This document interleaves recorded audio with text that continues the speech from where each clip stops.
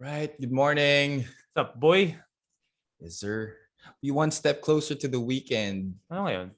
Thursday na? Thursday. Damn, okay. Thursday. All Yeah, right. and you know what that means? One step closer to Saturdays with Saturday. Oh, Saturday Kumu Live. Yes, On sir. Shoot for Saturdays. Oh, and may guest tayo Saturday pa.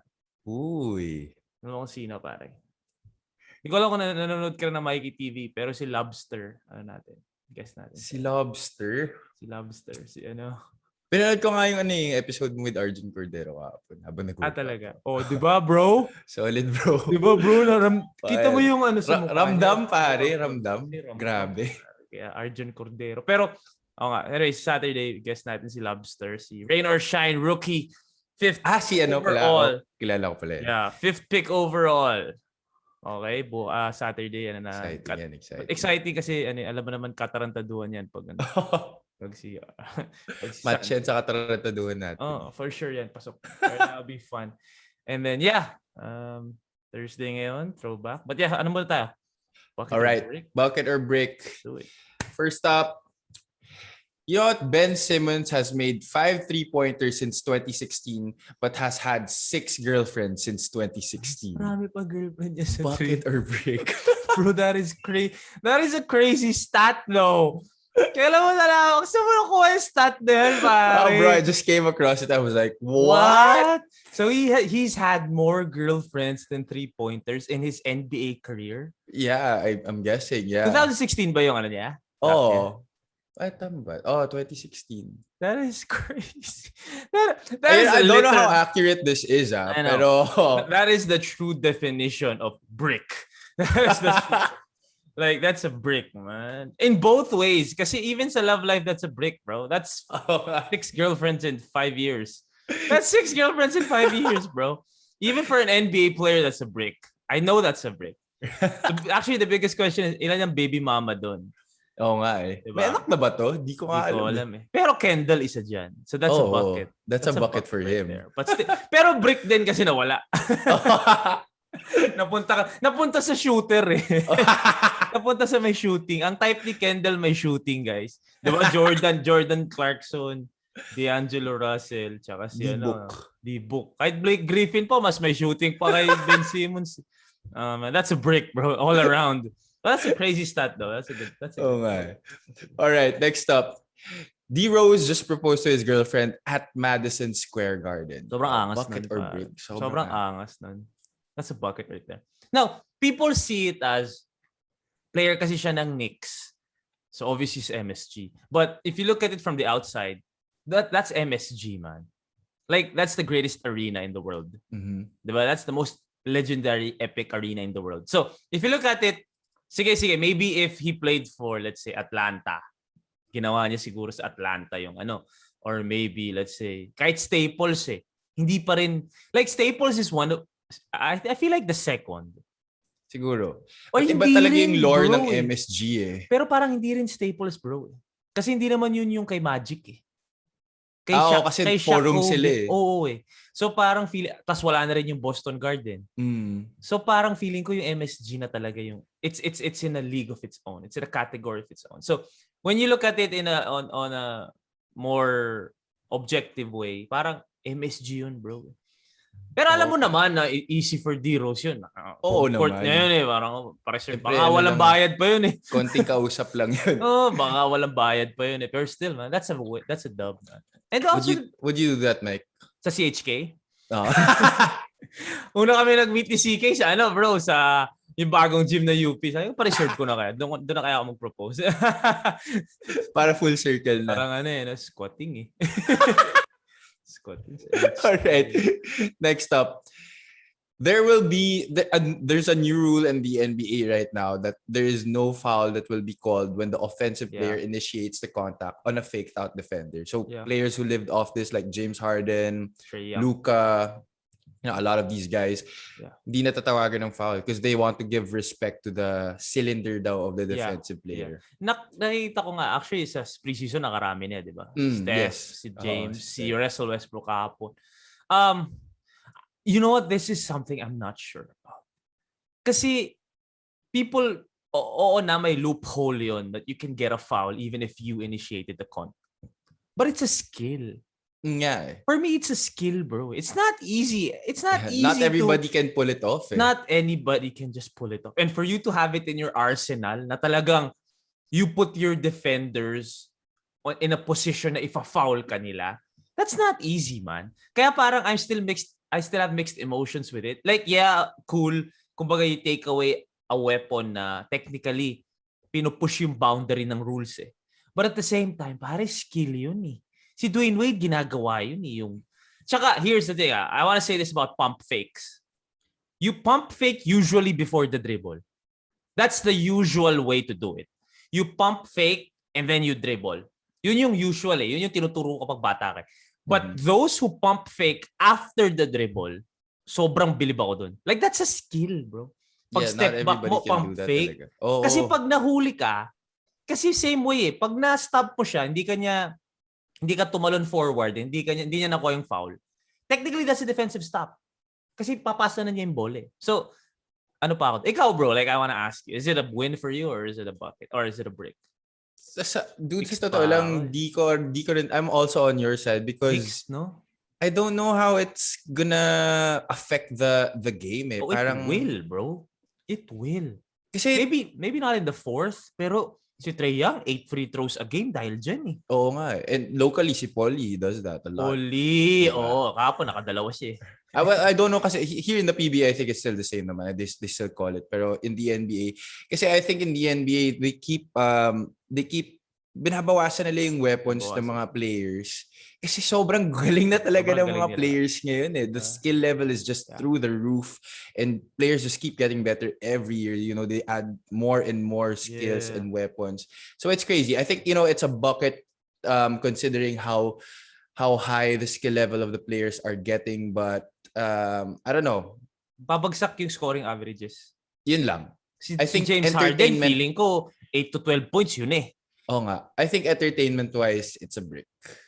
Because a lot of people really, like watching that shit. Or other way around, entertainment-wise, it might be good. Oo, kasi less free throws. Pwede. Kasi less stoppage of the game. Less free throws eh. Medyo mas mabilis. Si James Harden kasi, kada baba, free throw eh. So, okay din, pwedeng less free throws. Pwede. So, pero for those who appreciate the skill, it's a brick. Ako kasi medyo na-appreciate. Pero okay. Alright. Next up, the Philippines will host the FIBA World Cup qualifiers Group A, really? The first and second window on February. It was supposed to be a home and away format, but FIBA decided to hold a bubble again here in the Philippines. So New Zealand, Korea, and India will be here in February. So parang yung nauna sa Pampanga. Parang sa Clark, pero 4 teams na lang ngayon. Okay. That's definitely a bucket. Again, hindi natin mararamdaman yan kasi, di ba, parang PBA yan, pag lumipat sa Inares, parang hindi natin mararamdaman kasi tayo manunood. But it's a bucket for the players. Kumaga hindi na sila alis. And I feel like, even though it doesn't feel like a home court advantage kasi wala naman tao. Pero still, at the end of the day, to be able to, know na nandito ka sa Pilipinas, that's a mental health-wise, okay yan. And that'll be perfect for, Definitely. So, sina SJ to? Sila SJ. Okay. Well, we don't know yet what lineup they're gonna put out for. Pero I'm sure it's gonna be from the same Sila din yan. Tanong lang naman dyan kung nandyan si Dwight eh. Yeah. All right. We go to the PBA. Meralco Forces a Game 6 winning yesterday over the Magnolia Hotshots 102-98. Wow, Alain Maliksi, 29 points. Nard Pinto had career 23. High, bro. Career high, yeah. And then, sayang, Chris Newsom fouled out, but he had already 23 points that time. Meralco just really played with a sense of urgency yesterday. Yeah. But it was such a great game, Magnolia didn't want to lose that easy also. You know, it's funny. It's turning out to be, that's the better series. Entertainment-wise. Sige, pagsama na natin kasi para mabilis. Okay. Yung talking text. Talking text 110-90 over San Miguel Beerman yesterday. Such a bad game, bro. Yeah, it was anticlimactic. Sobrang ganda ng first game eh. So sobrang excited ko kasi game 5. 2-2. So I was hoping for a close game, but nag-workout na lang ako simula pa lang eh kasi talagang tinambakan na kagad from the get-go. But yung Meralco man, na-impress ako sa kanila because when Chris fouled out, it could have been a moment na babagsak yung shoulders ng mga players. Kasi Chris Newsome yun eh. And also, he fouled out off of a stupid foul. Yeah, sobrang nipis. To be a foul. Ang sobrang nipis. Refs can't call that. Come on, elimination man. game. Yeah. Matatanggal sila. 23 points na superstar nila yun, tapos tatanggalin nila ng gano'n. That was a bad call. But kita mo na nabuhayan eh. Yeah. Mga ginanahan lalo. And you have to commend, obviously, Alain Maliksi and Nard Pinto were playing a hell of a game. But Hodge always brings the energy. And Raymond Almazan, you have to commend. Raymond Almazan. Niya talaga wow. Maglaro, wow. Although he had a lot of gimmies na usually masushoot niya, tapos meron din siyang defensive lapses. Pero kita mo pare, he's really trying. No, that's exactly why you should commend him. Because in the first half, he clearly wasn't 100%. But like, he really sucked it all up in the second half. Pucha, kailangan namin manalo. So I have to do my job. Wala na si Chris. I have to shoot these layups, you know. Yeah. He made those 2 free throws to ice the game. So, wow. Considering pare, kalaban niya yung 5th best big man in the league. Pero grabe rin si Poy kahapon. He showed out. For sure. Pero si Ian kasi sinasabi ko. Best big man in the league. Iniwasan ko na nga nito. Pero good job for Meralco. As for the talking text San Miguel, I feel like San Miguel is gonna come out blazing tomorrow. Yeah, I'm sure. Law of averages, bro. That's not gonna happen again. Yeah, kasi in fairness naman to Talk and Text, San Miguel was really breaking a lot of shots yesterday. And Talk and Text was making advantage. A lot. Talk and Text took advantage of it. But that's not gonna happen. Iba rin yung body language of San Miguel kahapon eh. Parang pagod na ewan. Pare, Talk and Text has a lot of firepower. They can match. They can do that again. The one they did yesterday. It wasn't super special what they did. Talagang they were making shots, which we know they can naman eh. Yeah, it was San Miguel yung talagang wala lang talaga. Malas lang talaga sila. So, because they were breaking open shots that we would usually make. So, San Miguel, that won't happen again to San Miguel. Talk and Text, they can't do that again. They have firepower to do that again. So, I feeling ko yung game 6 would be dogfight. Dogfight yan. It has to be because if you're Talking Text, you want to finish it. You want to finish it if you're Talking Text. You don't want to go to game 7 with that many veterans on the other team. So, definitely. Yeah. That's crazy. Okay, we go to the talk of the town, the last update for the day. Nashville Celtics over the Adamson Falcons head coaching reigns. Yeah. Minsan lang ako chumismis eh. Nakascore pa eh. Yeah, but that's a bucket for Adamson, man. I mean, obviously you lose Coach Franz Pumarin because of the pandemic. Because during the pandemic or before the pandemic, may balita ako, nag-resign, like he was thinking of resigning kasi it was another, kumbaga hindi na naman successful yung season nila on Franz Pumarin standards. So, I heard that he was going to resign, but I also heard that he was going to stay. But I feel like the pandemic really like put his foot down on the decision na magre-resign na lang siya. Kasi alam mo naman eh, marami namang nag-resign dahil sa pandemic eh, di ba? Sobrang dami. So, I believe the pandemic really pushed Coach Franz to ultimately resigning and then focusing on his career as a public servant.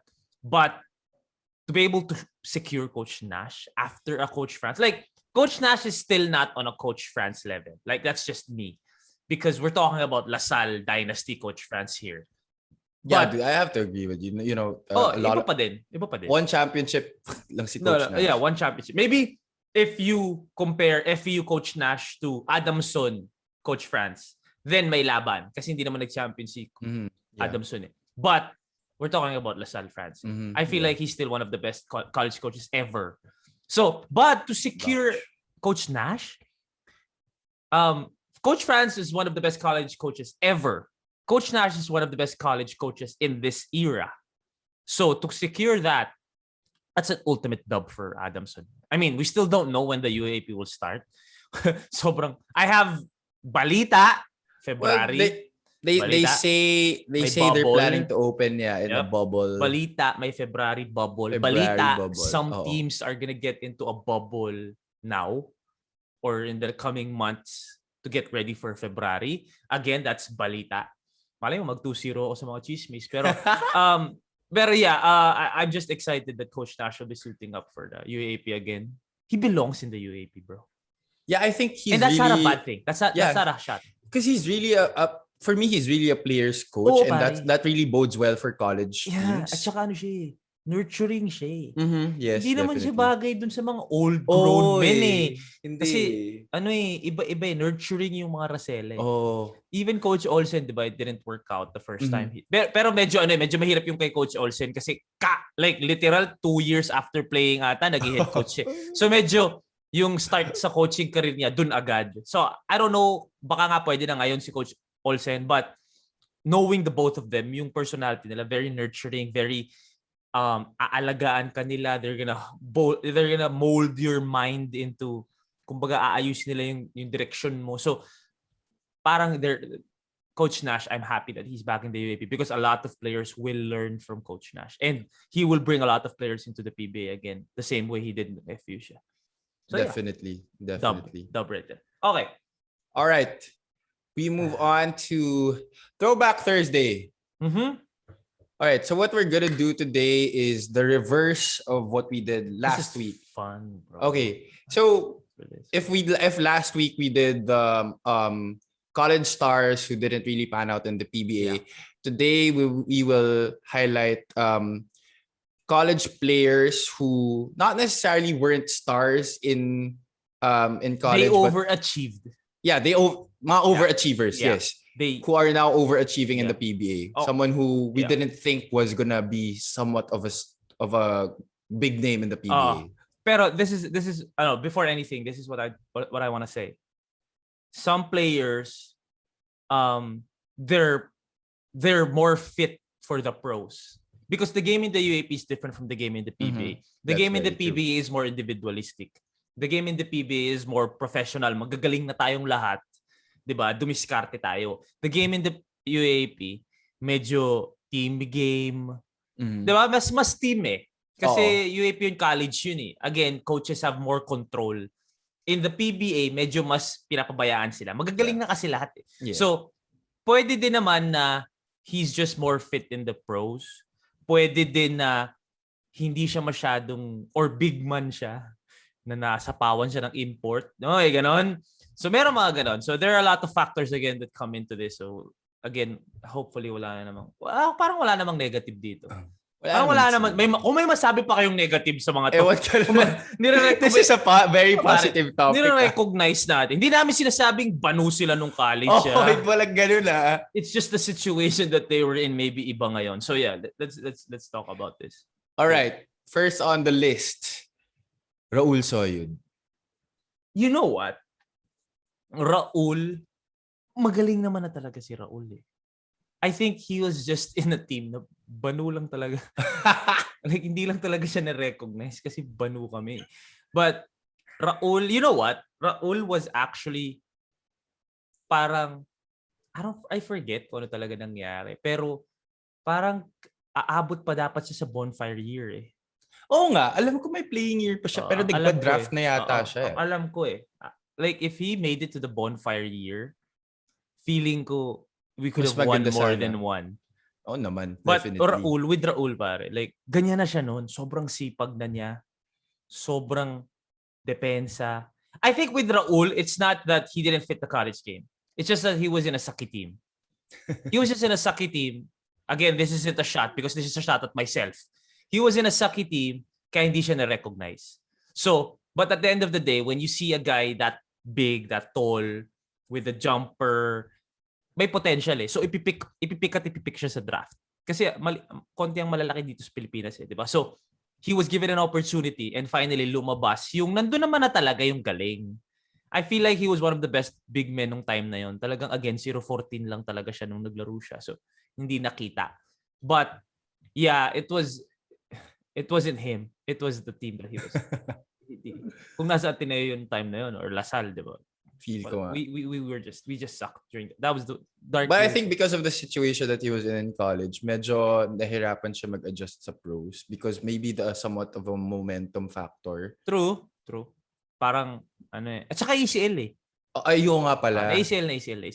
Parang, alam mo ito, yung pinaka-nakakatong ACL tear yan eh. So, na-ACL siya, nawala yung sakit. Usually, ganun eh. Nawala. Dumangk pa si Gago. Ulol! Dumangk pa siya. As in, di ba, na-injure siya. After nun, nilalakad niya. Okay naman. Sumubok pa dumangk pa siya. So, sabi namin, wala yan.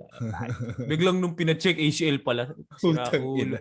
So, alam mo na medyo palaban. So, bagay talaga siya kay Coach Yengyao. Pero pare, binabalatan ni Coach Yengyao nung bago yan. Sure yan. Binabalatan, bro. Kasi nga, feel ko may confidence issues pa siya going in.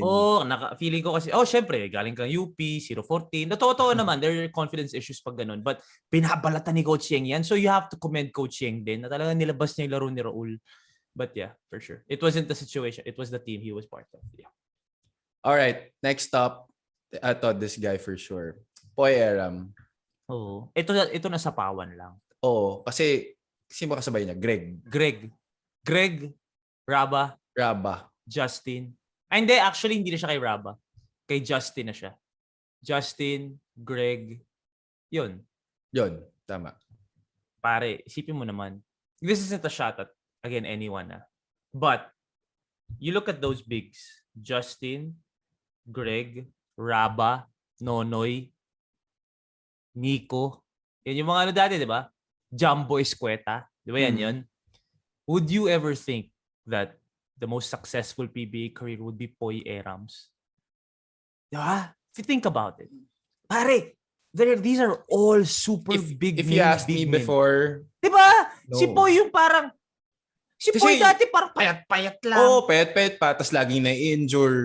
I mean, bro. Dude, Poy is my friend. I've known him for a while now. Ever since he was still in Ateneo. But, you know, yung circumstance kasi that he was going through, you wouldn't think talaga na he would go through this level, na magigilas pa siya. Yung perennial siya sa gilas eh. Oo, bro. Lagi siya tinitingnan doon. Lagi siya tinitingnan. Tsaka yung kwento ni Poy, pare, is sobrang, I don't know if this is one of my first interviews pa sila ni Justin yung in-interview ko nito. But Poy, actually, pag nakakausap ko siya sa mga banyo sessions, yun yung niya na parang, hindi daw talaga niya inakala. Like after niya mag-UAAP, magdidilig lang dapat siya, tapos doon na siya magpapahinog. Can you imagine yung hinog niya would be in a semi-pro league? Yung mga ganong type, parang sina Jackson Corpus, kumbaga, feeling niya hindi siya nahinog sa UAAP. Which is, Greg Slaughter ba naman, Justin Chua kasama mo eh. Nung time na yun, di ba? Sila talaga eh, Nico Salva. So, he was supposed to be on the D-League lang. Pero sige, nagpa-draft na lang siya kasi matangkad, ganyan-ganyan. Practice player lang siya sa Token Text. And he was happy being there because pumapasok siya sa Ateneo, tas moro lang yung practice sa Token Text. So, practice player lang siya, ganyan. But, man, for me, yun nga, you wouldn't think na siya yung magkakaroon ng again, this is not a shot at anyone, but Poy Eram, most successful Ateneo big man in that era, in the PBA. And if you think about it, alam mo kung ano yung nag-turn para sa akin na talagang, iba na si Poy. Nung nagpatattoo siya. Pare. Sobrang nagulat ako doon, bro. At saka bro, he went from clean cut to full sleeve. Now, when I first saw... Did you ask him why bigla siya? Hindi ko siya actually natanong eh. Pero ako from afar, I knew Poy Eram. Yan yung big man sa Ateneo na nakaupo. Kasi sina Greg Slaughter yung sikat eh. But that one season na pumasok ulit Blackwater, tapos may nakita akong full sleeve na big man. Sabi ko, sino to? Tapos nung kino-close, sabi ko, si Eram to. Hindi ko pa masyado kilala nun eh. So Eram. Si Eram to, pare, full sleeve na. That, people don't understand. Tattoos are a way to show confidence. Like, if you can carry a tattoo, that's confidence right there. So, when Poy Eram got that tattoo, sabi ko, iba yung kumpiyansa. May kumpiyansa na si Poy. So, that's why medyo nagbago yung ano ko sa kanya, yung image ko sa kanya. And then from there, tuloy-tuloy na, nagkilas na, nawala si Abby, pero itutuloy ko. Okay, sorry. Nawala na ako ng wifi. Okay, that's the time. So, anyway, bago ako nawala, naghangka actually sa akin eh. So, sinasabi ko lang na yung tattoo niya showed confidence. That's for me. Like, for you to be able to carry a tattoo kasi, especially a sleeve tattoo, I don't know, it oozes like it shows confidence. I don't know if you agree with me though. Yeah, I agree because he wasn't really that type of he was really a very reserved guy. Exactly. Sobrang mahiyain, someone on the side lang. And which typified also his performance on the court. Yeah. Hindi rin siya masyadong ngayon pare, when he gets to block a shot, siga, 'di ba? Siga. Tsaka isipin mo naman bro, puta, bantay mo Junmar Fajardo. Totoo, laban pare. Laban siya eh. Yun nga, like tattoos for me, kumbaga sobrang reserved niya, sobrang tahimik niya, sobrang soft-spoken niya. But a tattoo shows na parang you're expressive eh. Ganun naman ang tattoo, di ba? It's an expression, di ba? I know because I have tattoo. So it's a way of expressing yourself. And when he got a tattoo, doon nagbago lahat. Tapos syempre, he got his big break. Ang ganda na nilalaro niya sa Blackwater. Nagkaroon ng gilas na medyo ang daming hindi naglaro. Di ba yun? Sobrang daming hindi naglaro. The primary big men na kinukuha ng gilas hindi nakapaglaro. So Coach Yeng picked him up from Blackwater, binigyan ng kumpiyansa sa gilas. And then you already knew na gagawa ng paraan ni Coach Yeng makuha sa NLEX. And then that's really when you have to commend also Blackwater for giving him the break. But he became one of the best big men in the league when Coach Yeng handled him. And the confidence also. Andun. So yeah, I really believe Coach Yeng, if you're a player who somehow doesn't realize your potential yet or somehow that's true. Yeah. Wala pang pangalan. If you're looking for a coach na kung saan puputok yung laro mo, Coach Yeng is definitely one of them. Yeah, sigurado ako malungkot si Coach Yeng nung tinrade si Poy. Laking bagay ni Poy noon, diba? But right now, man, he went to the finals last year and then now they're trying to get back into the finals. So, doon lang sa thought na yun eh. Sa lahat ng big men ng Ateneo, siya yung pinaka-successful ngayon. Grabe, no? That's crazy. Yan, sipag pa. That's crazy. It's Poy Aram for you. All right. Next up, another Ateneo big, Japeth Aguilar. Nag-States kasi, bro. Pero di naman siya star sa States eh. Pero alam mo naman na pag nag-States ka, pagbalik mo, alam mo may clear advantage ki. Tapos, hindi pa siya considered na PhilAm. Ang PhilAm kasi, nga. kumbaga pagdating dito mag-a-adjust pa yan. And not everyone can adjust. Si Japeth, Pinoy laro yan hanggang college eh. Tapos naglaro pa sa Ateneo ng 1-2 seasons ata. So people were just waiting for Japeth to come back kasi alam mo naman na pang PBA.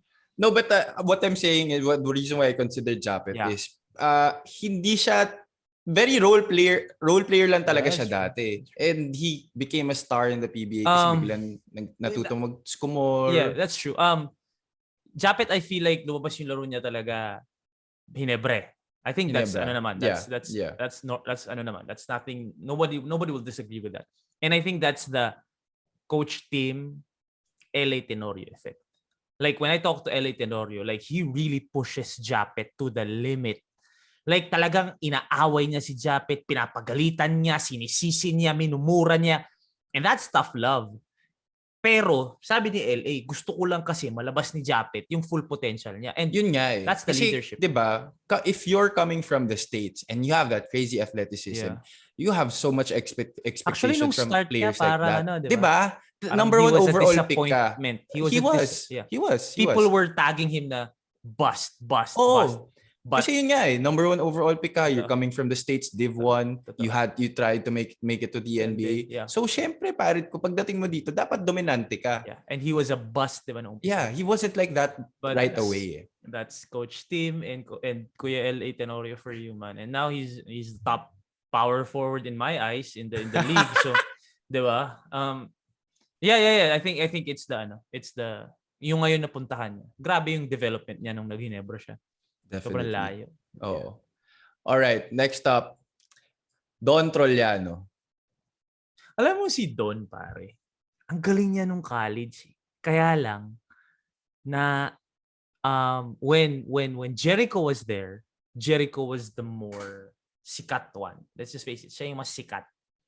When Jericho forwent, is that a term? Yeah. For 'di ba? Forgo eh. So yung past forwent, forgone yung past participle. Okay, when Jericho decided na hindi siya lalaro sa final year niya and he entered the draft, naiwan si Don. Here's the thing, parang si Raul Soyud. Don Troliano was in a... si Don Troliano, yung senior year niya, yun yung bonfire year eh. So sila yung kalaban namin sa finals. So parang si Raul pare. Ang galing ni Don nun. Sobrang galing ni Don nun. 113. Nanalo sila sa amin sa last game. Ayaw nga pala. Pero the same as Raul. He was good. He was great actually. One of the best scorers in the league during that time. But he was part of a team na 113.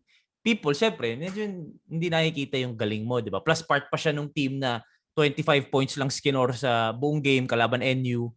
Isa siya dun eh. But magaling talaga si Don. Maybe, nga, may point ka na maybe we didn't expect him to be like this. When he was with Rain or Shine, pare, nung na-considered siya sa Gilas, like that's a big overachieving moment for him yun. And then he just never looked back, man. He just never looked back. Once he got the confidence, like a Poy Eram. Although mas magaling si Don kay Poy sa college. What I'm trying to say is, when they got that confidence from Coach Yeng, or si Poy naman nakuha niya sa Blackwater, they just never looked back. So, yeah, si Don yung may skills naman talaga, hindi lang napansin. Kasi talunan sila noon eh. Tapos nung nananalo sila, si Jericho yung sikat noon. Brondial, Sewa. Si so, hindi rin siya napansin. But yeah, Don. Oh, for sure, everybody thinks Don has overachieved in the PBA. Sobra.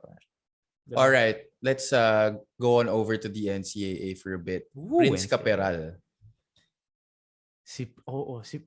We talked about Prince when we talked about the top pick or underrated guys. Uh-huh. He was in the wrong era. Yeah, he was. Diba? Yeah. Wrong era. Big men during those times. During that time when he was playing, weren't supposed especially to be in the NCAA. Yeah, bro, good point ka doon. In the NCAA, mas baragan eh. Mas sakitan tayo sa NCAA, pare. Like, iba-iba sa NCAA. So, mas physical.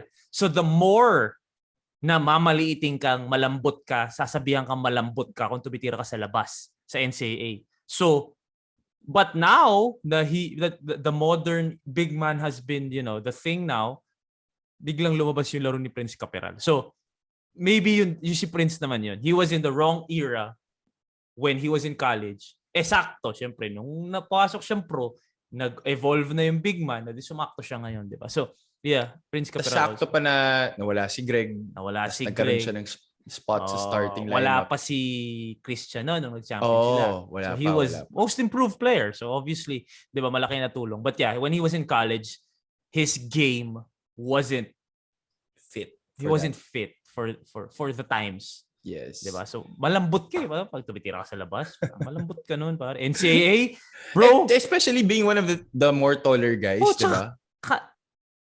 Hindi. Mas maliit siya kaysa kina Ian.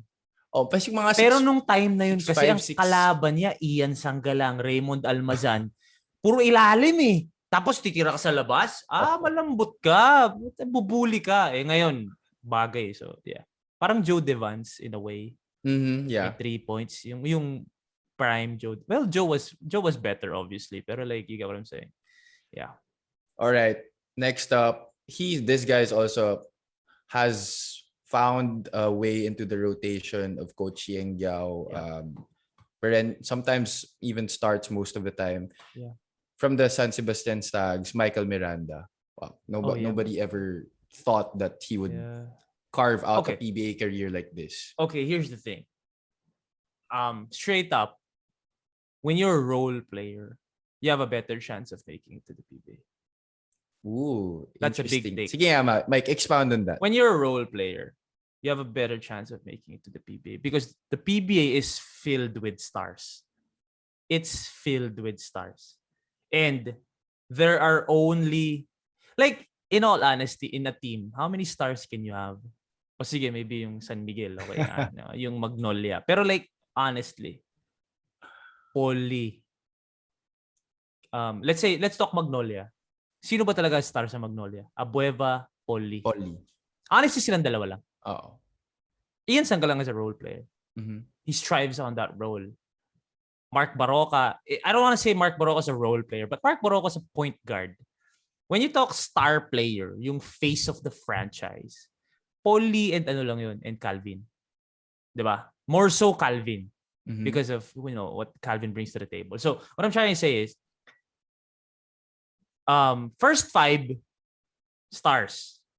Next 3 off the bench guys, core players.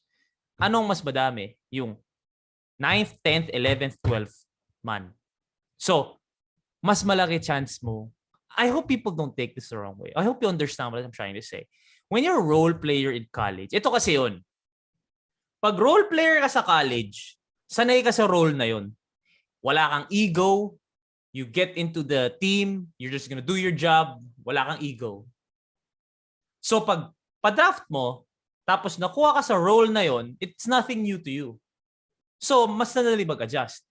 Compared to a superstar in college, tapos pagpasok mo ng PBA, ito yung role mo, malaking adjustment yun sa mga superstar, pare. Like, it's kaya nga some people say, mas magaling naman to, bakit ito wala sa PBA, ito nasa PBA? It's because of the role.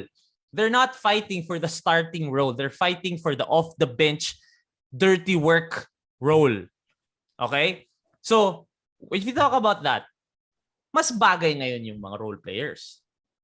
So, yun yung sinasabi ko. People think kasi pag yung adjustment from a star player to na pagiging role player is easier because being the star player, you already have the tools na raw to be successful. But, di ba, it's more than just kasi the physical adjustment eh. It's more mental, the more intangible things eh. That's true. Kasi yun nga, hindi mo nakasanayan and then your ego. I don't wanna bring up anyone para lang wala akong mapag-usapan. But I'm just gonna put it on my para lang wala naman. Ako. Sige. Actually, yeah, you're a good example. Maraming talangka dyan sasabihin, hindi ko naman magaling nung college. Okay, pero ganito yan. Oy, magaling si Mikey nung college. Let's just say, sa star player nung college. Let's just say, kunyari na lang, ako yung pinakamahinang star. Kasi siyempre, in each team, may star, diba? Kasi ikaw yung nasa pinakamahinang team. Let's just say, ako yung pinakamahinang star. Pero at the end of the day, ako yung star dun sa team ko.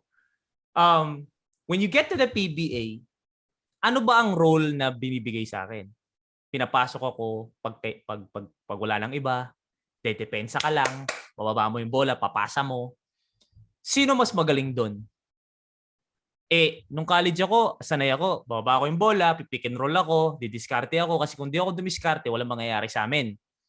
Pagpasok mo sa PBA, iba yung role mo. Depensa, ikot bola, bla bla bla, di ka masyadong titira kasi hindi ka naman kailangan tumire. Sino mas sanay doon nung college? In all honesty, ako si Anjo Karam. Siyempre si Anjo. Anjo Karam. Bakit? Si Anjo naglaro may Baser Amer. He came off. Sige, let's make this, let's change this up. Bakit si Diego Dario may good 3 years in the PBA? Ako wala. And I'm recognizing Diego Dario. Because Diego got used to that role. Papasok lang siya pag ilalabas ako sandali, or si June Manzo ilalabas sandali, or si Juan Gomez de Leaño, papasok siya, makakashoot siya ng 2 pull-up, iikot niya yung bola, dedepensa siya at uupo na siya. So when he got into the PBA, nung he was playing behind Roy Sumang, sobrang dali kay Diego nun, pare. Like, sanay na ako nito college pa lang eh.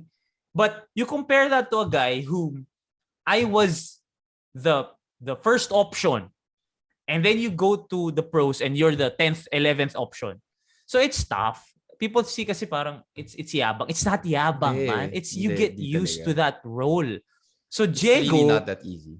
Diego spent 5 years in the UAAP with that role.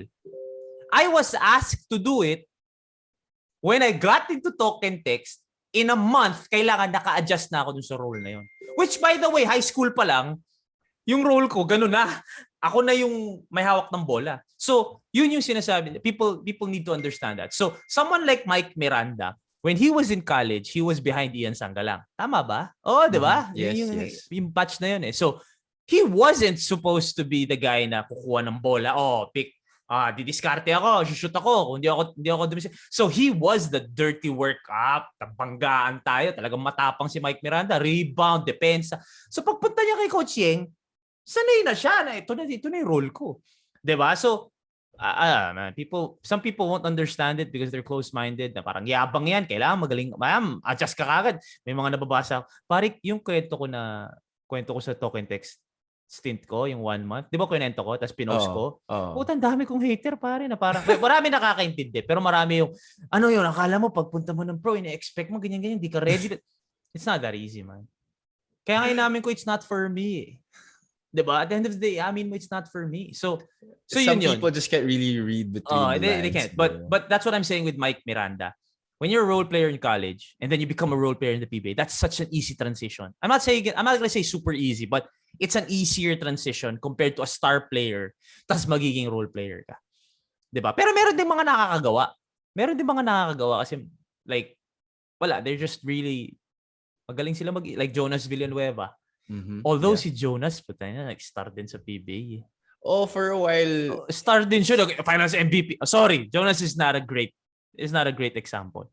But who was a star in the PBA na ang ganda ng transition into a role player in the PBA? This is a different topic. Sige, we'll talk about this another time. We can have this on a Throwback Thursday. But yeah, yun lang yung gusto kong ipalabas because of Mike Miranda. Ang galing niya talaga ngayon. Like, he's a reliable big. He is. Diba? I heard he's on a trading block though because they're trying to get someone else, but we'll see what happens. Shit. All right. Last two. Joseph Gabbani. Bro, this guy in college, you would never have thought that this guy would make it even to the PBA. Kasi medyo, okay, laki siya. Pero reliable na siya. Pero I think this past bubble talaga lumabas. Iba Kasi dati di mo siya mapapansin Parang pero siya dati, yung laro niya sa Terra Firma ngayon, bro, grabe. Si Gabbani dati, nananakit lang sila siya. Pero ngayon, bro, grabe. Grabe siya ngayon. Like, and the confidence is there, Exactly. Like, you would think kasi pag Terra Firma, this isn't a shot at Terra Firma, but you would think when you're Terra Firma, this is what we were feeling when we were with UP.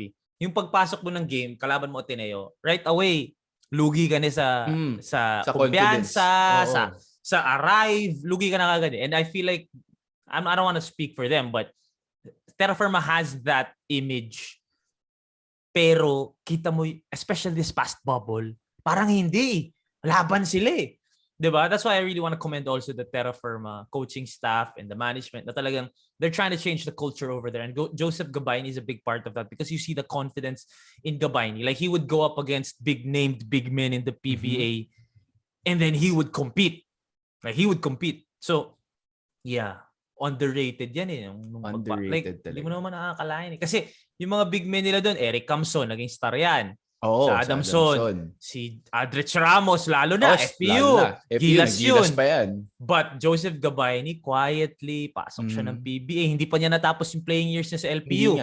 Kasi pagpasok ni Coach Topex, nag-revamp siya So, di pa niya natapos. Pero yeah, that's a good pick. Joseph Gabbani. Ngayon, pare, reliable. Oo, pare. Kinakaldag niya yung mga marquee big man niya. Sobra. Galing. Alright, last one. This guy really was, hiding in the shadows of much more celebrated teammates. And dami niya rin kapwesto. Aron Black. Si Aron talaga, he's for the pros.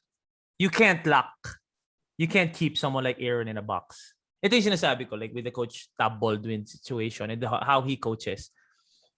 Some of them, may sistema. May sistema. So some won't fit that system. Some will. Aron didn't.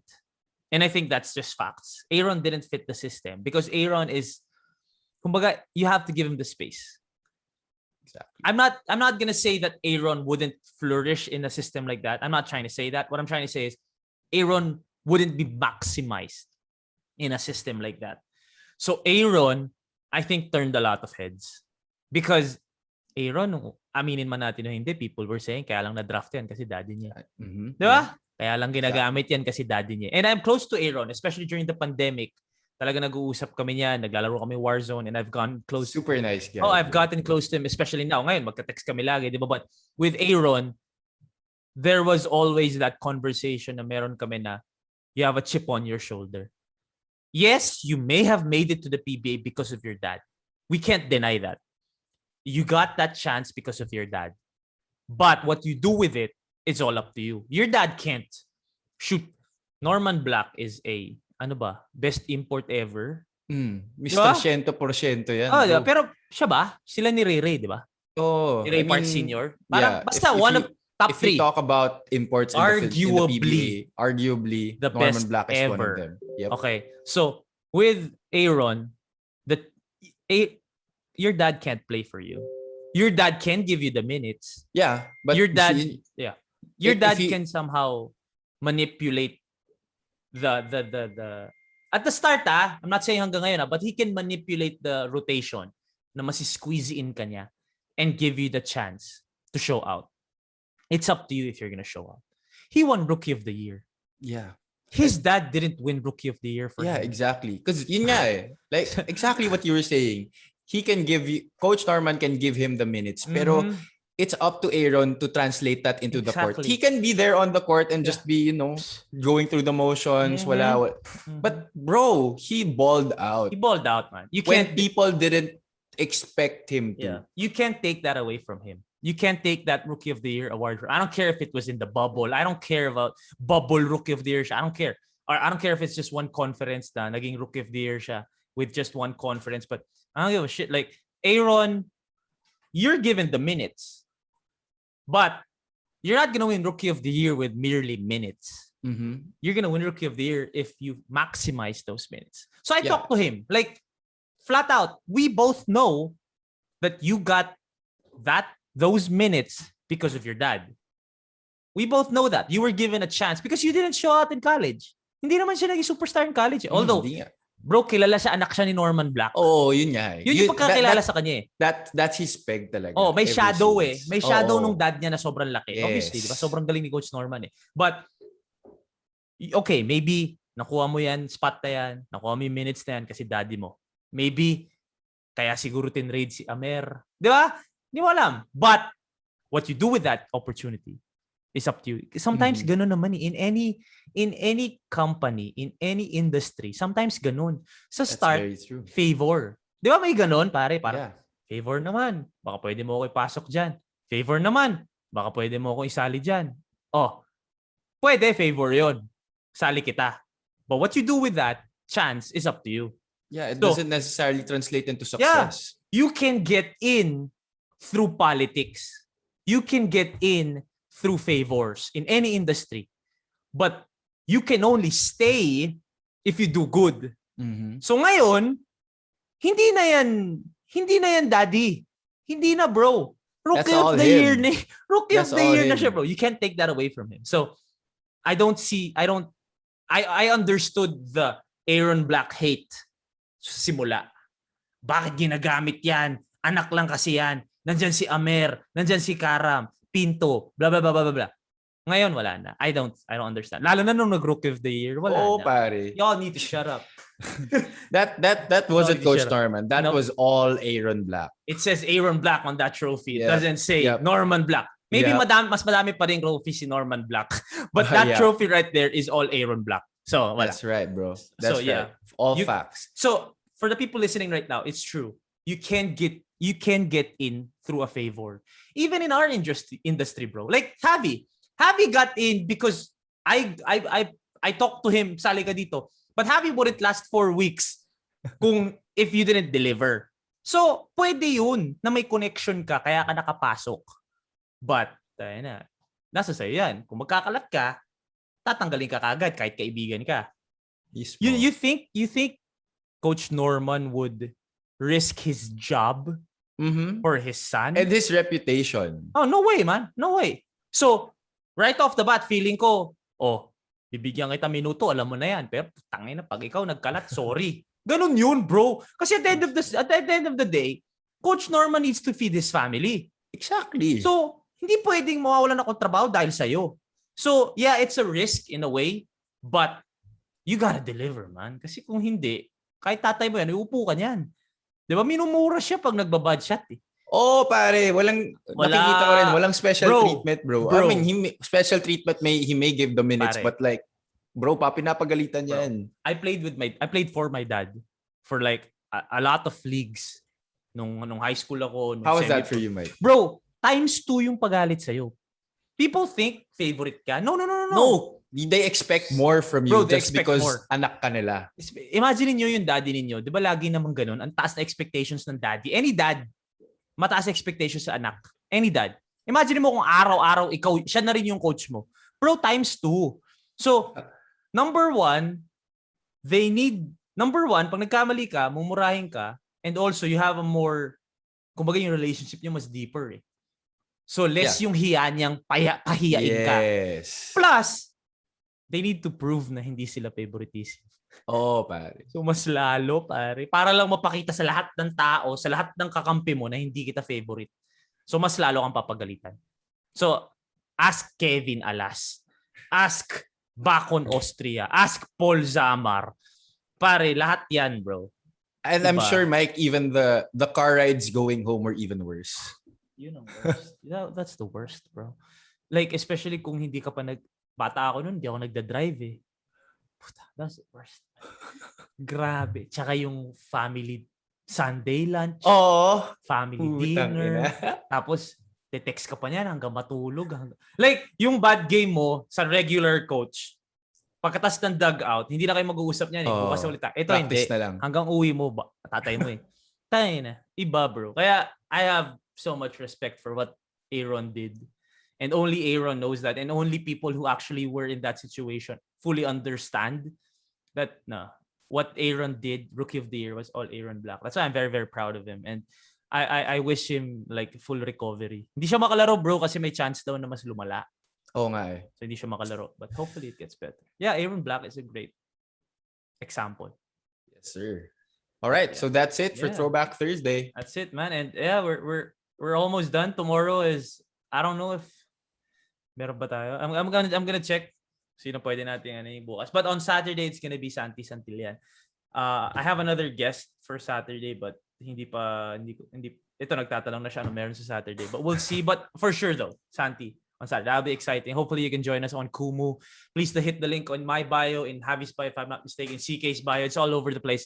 Please hit the link, register, and I'll see you. Follow Mikee.Reyes, and we'll see you on Saturday for our second live, and we'll be with Santi Santillan. Tingnan natin anong pwede natin pagawa kay Santi para makabudol tayo. But yeah, thank you again for all the support on all our socials. Don't forget to follow. The name is Mikee Reyes. This has been Javi Palanya. Take care of yourselves. Take care of each other. Peace and love. And see y'all tomorrow again here on Shoot First. Again, thank you very much, Tripod Network. See you guys.